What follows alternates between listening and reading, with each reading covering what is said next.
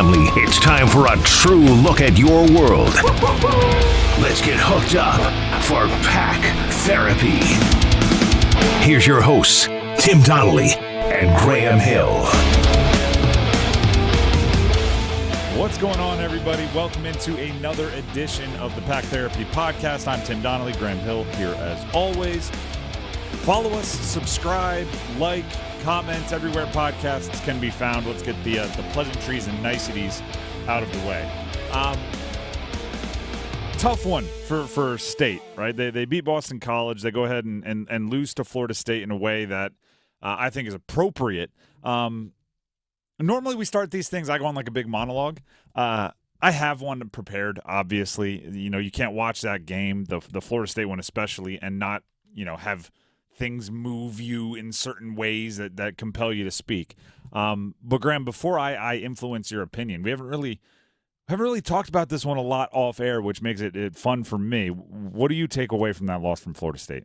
Just that, unfortunately, it's just kind of been the mood of the season for NC State. And what I mean by that is that we see State time and time again go into these must-win or these games of importance throughout the season. I think of the Wake Forest one, the Pittsburgh one, and then they lose those games. You're sitting there thinking, all right, well, the season might be over. And then it's like, well, no, all they need to do is just get back in the win column and then just build off that. They were able to do that at Boston College.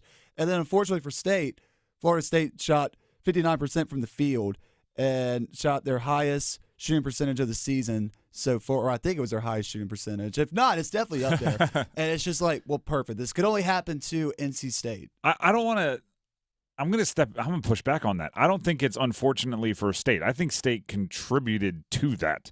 Their defense was lost at times, which is wildly frustrating because it actually was a game where some guys that hadn't been shooting the ball all that great were shooting it well for the Wolfpack, and I'm going, all right, offense is putting it together, but it almost came at the expense of the defense. It's the second time in the last, I don't even know, however many games, second time in the last 10 games that we've heard Kevin Keatts in the postgame saying he had to remind his team of the scouting report, right? Like, hey, this guy's the shooter. It was after the Syracuse game when Bell had, whatever, 1 billion threes in the first half. After the game, he said at halftime, I had to remind him, hey, that guy's the shooter. And then after the Florida State game, similarly, he's saying, I had to reintroduce them to the scouting report. And I mean, there's only a few things that could be attributed to, and none of them are good, right? It's either the scouting report wasn't made clear to the players, wasn't coached well enough, wasn't ingrained well enough to the players, or it was coached well enough to the players and the players weren't able to lock in, focus, and execute what they were being asked to do. Either way, Florida State shot the lights out.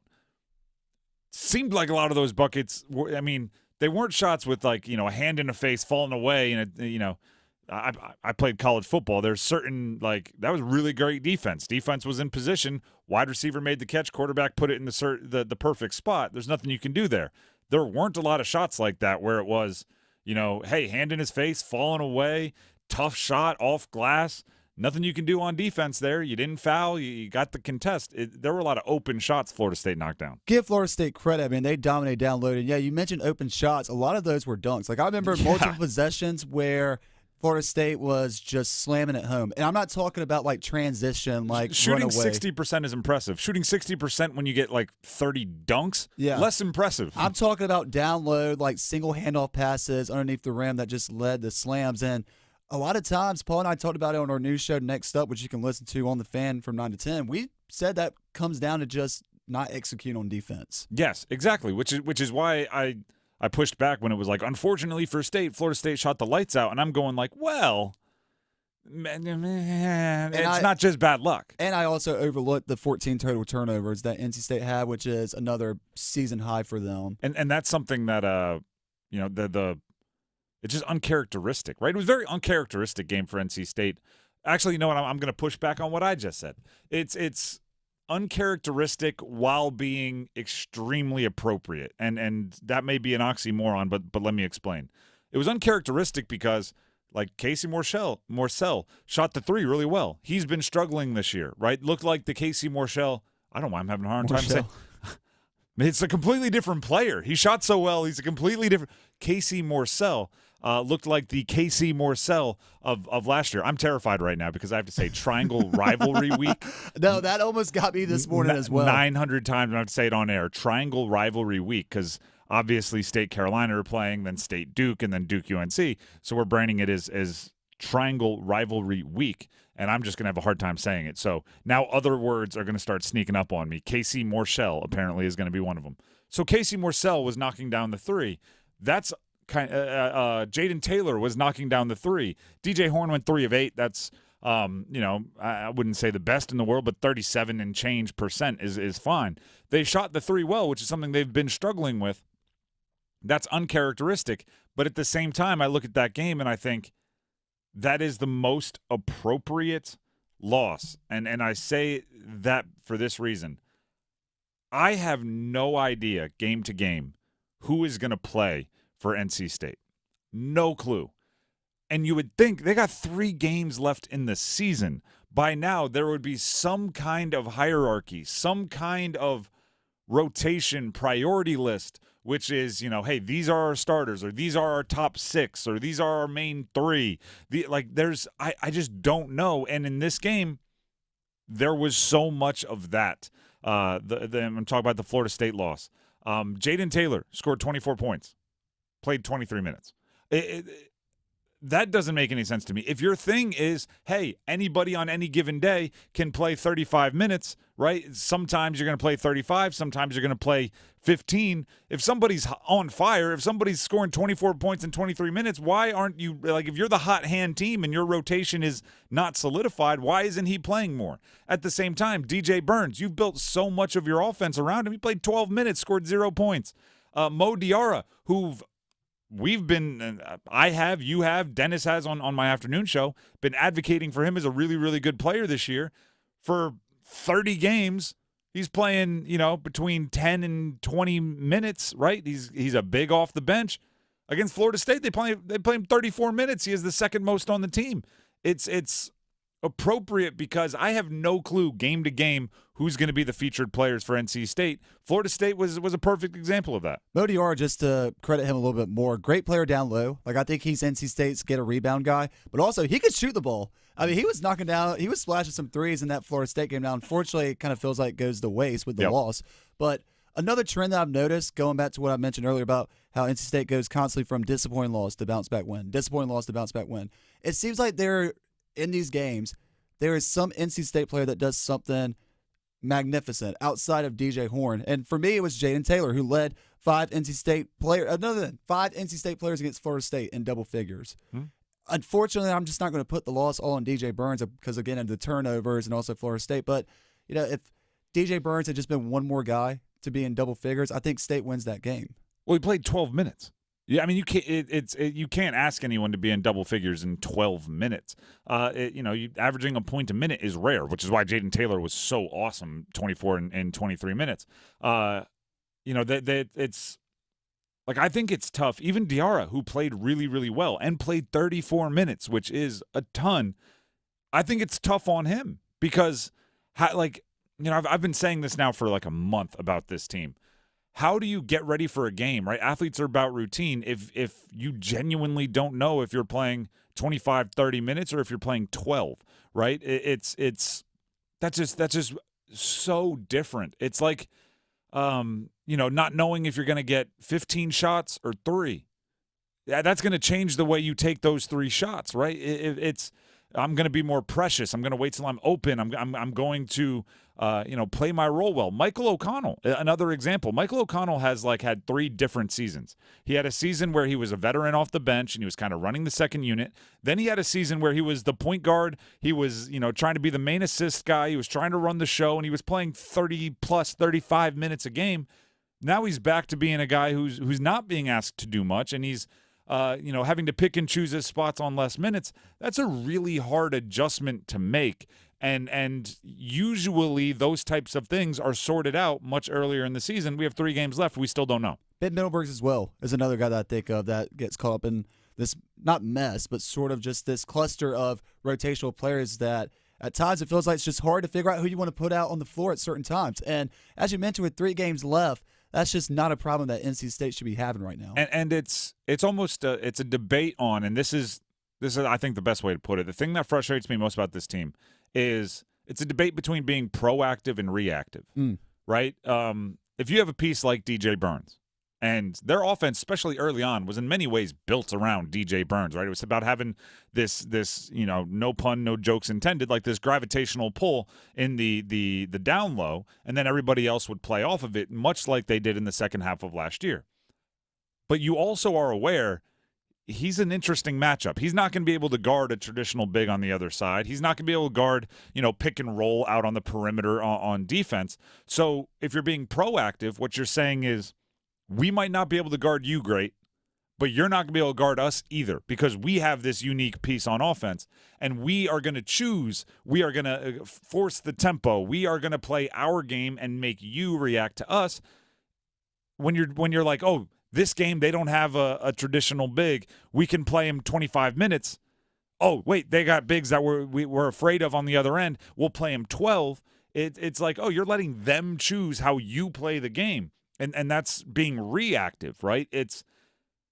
I like when teams know who they are and they're like, you're going to have to stop us. And I'm not saying you always choose the offensive side. Like UVA, I think, is a great example of a team that knows who they are. And no matter who they're playing, UVA is going to try to play UVA's game. Now, it's boring as heck to watch, but Tony Bennett has proven it's pretty darn successful.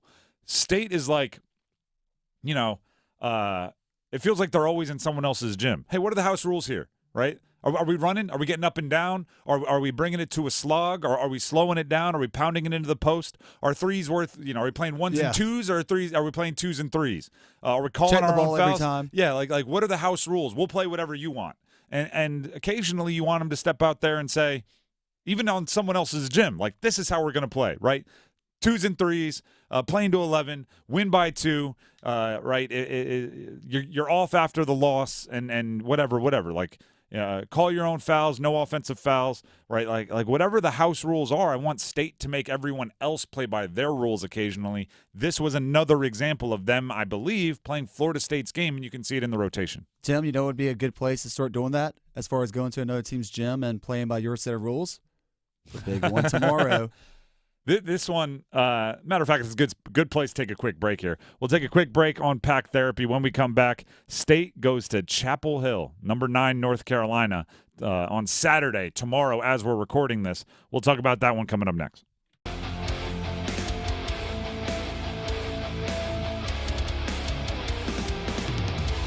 Back here on Pack Therapy, and it is a doozy. Here's why. It is Triangle Rivalry Week.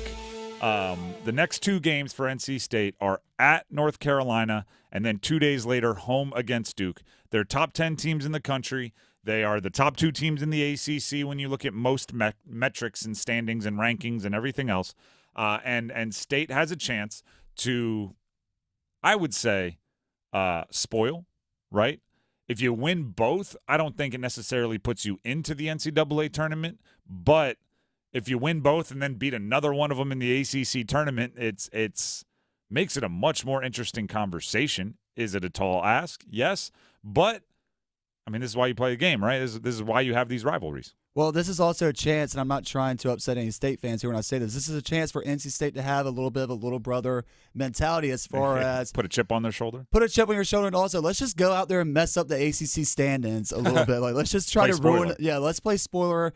And look, just to give some State fans optimism, NC State's last win on the road over a top 10 ranked opponent, January 27th, 2018. My senior year of high school, Tim. That just means you're young. When 2018 doesn't seem that long ago when the you say Wolfpack 2018. defeated 10th ranked UNC 95-91 in overtime in Chapel Hill. It's been done before. Mm-hmm. You just got to have a little bit of faith. George Michael. The cliche is these games you throw out the records, right? It doesn't matter how good they've been or how struggling you've been. It doesn't matter, right? These are games where it is a rivalry. And it's funny because I'll just throw this out there. You start talking like this, and obviously on the afternoon show more so than on this podcast because not a lot of UNC fans are going to listen to this podcast, but they get mad when you call it a rivalry, State and UNC, especially in basketball. Football, I don't think anyone debates that. But then you hear, like, out of respect for NC State, Tyler Hansbrough says he hated NC State more than he hated Duke. Yeah. Right? You see that on podcasts. This is a rivalry, and these teams do very much want to beat each other, and it would very much be a feather in the cap. It would be a mark on the resume, an exciting deal for NC State to knock North Carolina from a 2 seed in the NCAA tournament to a 4 seed or whatever it is. So it's a big game. Looking at the matchup, it's going to be an interesting one, right? If I'm DJ Burns, I'm remembering what Armando Bacot said after their last game, which Bacot was like, geez, man, I got smaller, I got lighter over the offseason. He got bigger.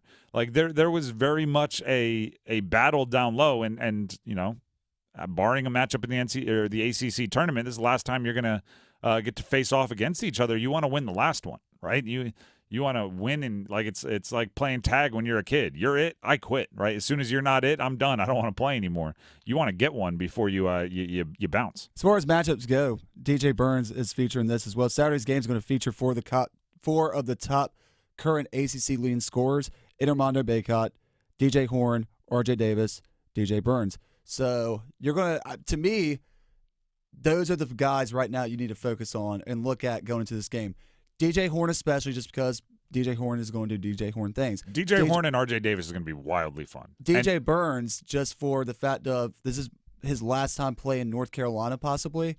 So go out there on a high note and give NC State fans a reason to remember your legacy with this program pretty much. It's also, and I don't want to say, like, the NCAA tournament is still an option for NC State. As I said, it becomes more interesting if you get 3 top 10 wins in the next 2 weeks, which technically possible, right? There is that within the realm of possibility. But you win the ACC tournament, there's a reason why that is, how it is. There's a reason why that is, the structure of it, where you can always win your conference tournament, right? You always have a chance until next year, when if you're in the bottom 3, you don't get to play in the ACC tournament. But there is still that chance. It's a long shot for State, right? The way they've played up until now has made it a long shot for them to get into the NCAA tournament. So I equate it to I grew up for part of my childhood in Hawaii, and there was a portion of time where Alabama, so we're going back pre-Saban, was they had some kind of recruiting violation or some kind of punishment where they weren't eligible for the postseason. So something they did was they scheduled Hawaii for the last game of the regular season, and their fans and their team kind of treated that like a bowl game. They went out for the full week to Hawaii. It was just a regular season game against a team that they were going to beat by a bunch, but they went out there, played the game. It was like their bowl game. If I'm NC State, these next 2 weeks are kind of your NCAA tournament, right? You get to play 2 top 10 teams. You get to go on the road for one. You get to play one at home. Then you have the ACC tournament, which will feel as electric as any atmosphere in college basketball.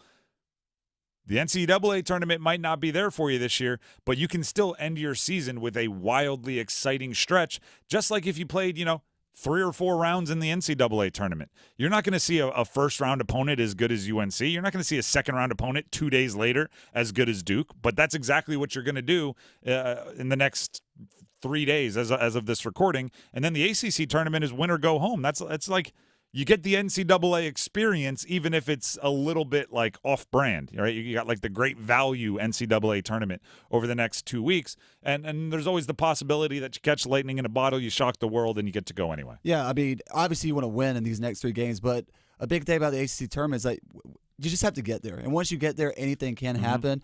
And I know the term urgency gets thrown around a lot in sports radio. Teams need to play with some urgency, so I don't want to say urgency, but I think NC State needs to play with the realization of this is a perfect opportunity for North Carolina, right? Because they have all the momentum going into this world. They would love nothing more than to put the nail in the coffin for this season in this game with a win against State on Saturday. Because ultimately, that's what this would come down to. Nothing would make NC State fans more mad about how this season's gone than just similar to what we saw in 2017 when North Carolina beat by 51. Like if something like that happens, then that's just it.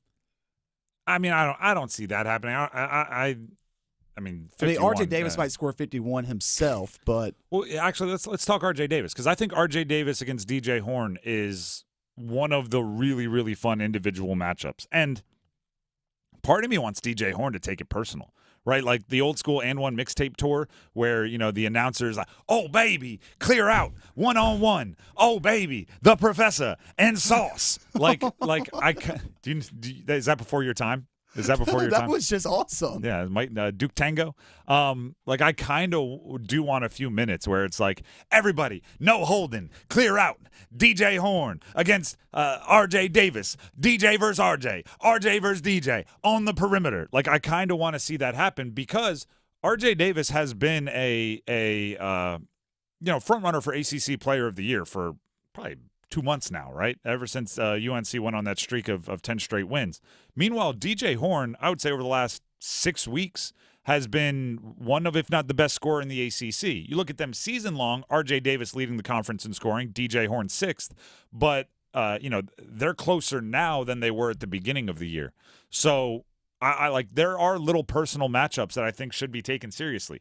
DJ Burns, if you're out there and you have Armando Bacot on your hip, put him in the torture chamber, right? Give him the spin move. Give him the footwork. Remind everybody of the battles you've had. If you're DJ Horn and you have RJ Davis on the perimeter and he just hit a 3, don't feel bad about being competitive and saying anything you can do, I can do better, and pulling up from distance on your own. I want to see those things because there have been at times where these individual players for NC State have been among the best in the ACC, even with their team not being where they want to be. DJ Horn definitely has to match the energy of RJ Davis. Now, I'm not saying, if RJ Davis scores in transition, DJ Horn has to immediately turn around. But you don't have to, but I want him to feed, they say the take over a little bit. Like the wolf inside. Occasionally you got to feed the one that's like, have that dog in you. No, give me that ball, right? Like, RJ Davis hits a 3 or RJ Davis hits a floater, ball. Like it, and I'm not saying play street ball, and I'm not saying that at all. But DJ Horn has earned the right this year by putting up 30, putting up 25, putting up 26. He had 6 straight games of 24 plus. He's earned the right to act like a number 1 scoring option, which sometimes includes give me the ball and watch what I do with it, right? Set me a screen and get the heck out of my way. And that's okay. I don't want that to be a problem for DJ Horn. Well, you also have to remember in the last meeting that these two teams have with each other back on January 10th at PNC Arena, DJ Horn was held to just 6 points. And remember it. And in a game like Carolina, a rivalry game, you would think that your leading scorer up to that point, which was DJ Horn, was going to go in there and have an impact. Now, it was actually Casey Morsell who led the pack with 12 points, and DJ Burns at 11. We'd love to see Casey Morsell have a game like that tomorrow. I'm sure State fans would go bonkers, would be doing cartwheels in their living room if DJ Burns has 11 points. But remember, you're exactly right. Remember 6 points, and remember how you've been the guy for this team. And I just brought up because 12 didn't strike me as a leading scorer number. It was a low-scoring game, 67-54. The thing that stands out to me looking at this, NC State shot 27%, 10% from 3. At a certain point, you got to be a shot maker. You just got to make shots that are better than that. And that's how we'll leave it. Certain points, you just got to be a shot maker, and they got to make a higher percentage of their shots than that. Did well from the free throw line. Have that dog in you. There you go. Have that Wolfpack in you. There you go. NC State tomorrow, beginning of Triangle Rivalry Week with State and Carolina. Enjoy that one. We'll be back next week to break it down and obviously break down the Duke game on Monday for State as well. Big week coming up. Thank you for listening. Subscribe, like, pass it around to your friends. Have a good one.